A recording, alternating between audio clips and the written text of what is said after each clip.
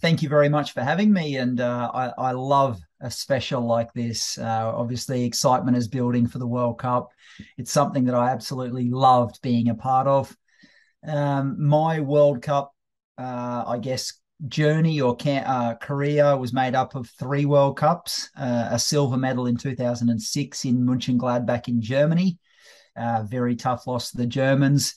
And then a moment that Australian hockey will remember forever, our first World Cup victory in 24 years in 2010 in Delhi, in India where you're speaking from tonight.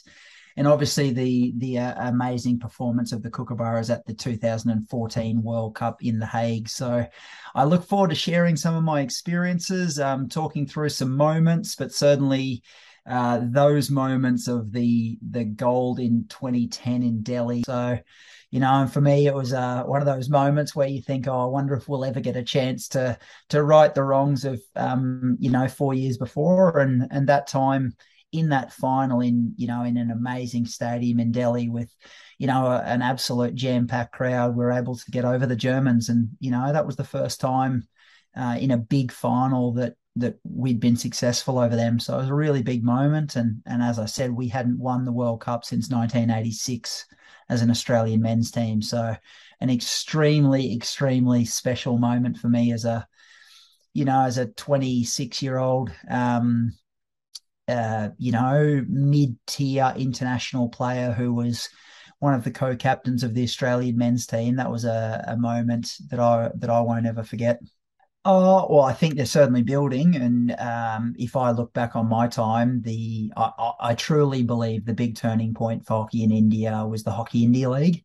It exposed more younger players and more senior international players from India to a wider range of skills and knowledge. When you're talking about some of the teams, you've got Moritz Verster, you've got Ashley Jackson, you've got Australians, you've got Dutch internationals, you've got Argentinians, along with the coaches from around the world supporting the growth of hockey in India. So I think that was a big hockey. I said this in 2018 when I retired at the Commonwealth Games.